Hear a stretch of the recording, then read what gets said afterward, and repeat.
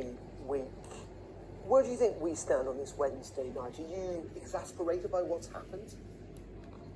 Yeah, I think exasperated doesn't quite come close to it. What we're finding so frustrating is that we have been here before, and this government, the previous government, they both had blueprint for change. They had access to making sure that they got this right, and they chose to not do that. And it's very frustrating to know the huge impact that is having on survivors, not just of grooming gangs, but around the country, and the devastating impact this is having on people who just aren't getting the right support, the right accountability, and that they need to be able to recover and accept that how big a problem this is. So ultimately, what would you like to see change here then? What needs to move this process on? As you say, we've been here before. It feels like it's been dragging on for quite a long time. What frankly now needs to happen? We need to have a complete reset. We need to sit down with politicians who are actually going to put their words into actions and not just make very inspiring speeches that encourage everybody, but actually make sure that they deliver on those promises. We're now in October. We were talking about this in January. Just on Monday was the 3-year anniversary of the independent inquiry into child sexual abuse, their final report. That has gone by unnoted, with no comment from anyone in government of any substance, and not one of those recommendations is in place. I want to know that if we're going to be spending £180 million, 7 years, speaking to 7,500 survivors, that's not going to be in complete vain. And Louise Case's report was extremely clear.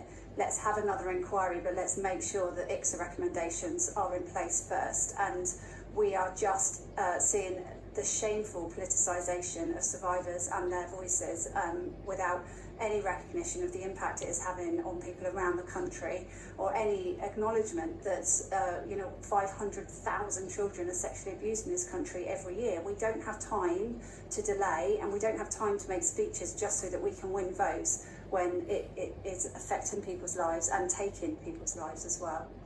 It is, let's be a bit frank and honest about this, one of the people who makes those speeches, but you may well feel is not potentially up to the job. Is that the minister herself? Is that Jess Phillips? I'm not here to say what any individual should or shouldn't be doing, but what we do need to do is make sure that this is a national priority, and that, if there was any illness that was affecting this many children at such a devastating level, we would be stopping everything. We would be resetting. We would be educating the public, parents, which was indeed one of the recommendations from ICSA.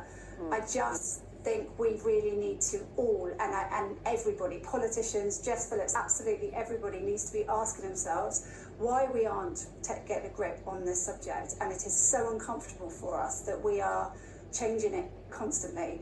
We're talking about it's only happening to people here, or it's only happening to people there. We're putting the emphasis on the perpetrators. We're not joining the dots that pretty much every main story this week has been about child sexual abuse or sexual violence in one form or another. And we have to really understand the impact that it's having and the huge scale we're dealing with. And we're not going to do that until we start taking it seriously in government and not just giving piecemeal responses. But is it also fair for the government to say that actually, survivors are not a kind of blob of people who all kind of be boxed into one area? They're individuals, and that this is complicated.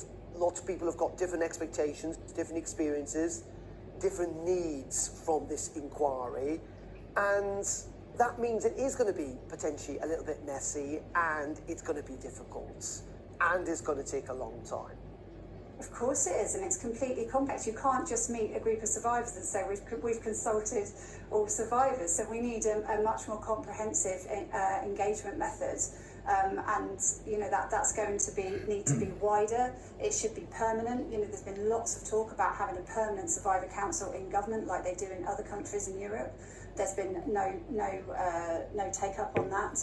We need to not be just creating panels of survivors so that we can tick the box to say that we've consulted them, because we've seen this happen in the past and it doesn't work.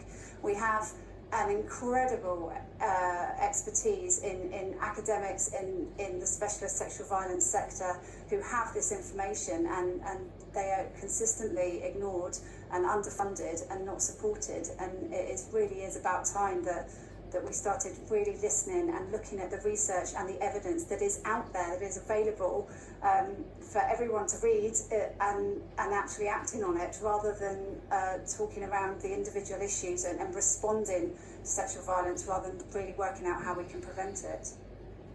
Okay, Lucy, we really appreciate your time this evening here on Sky News. Lucy Duckworth there, thank you very much indeed. Thanks so much, thank you.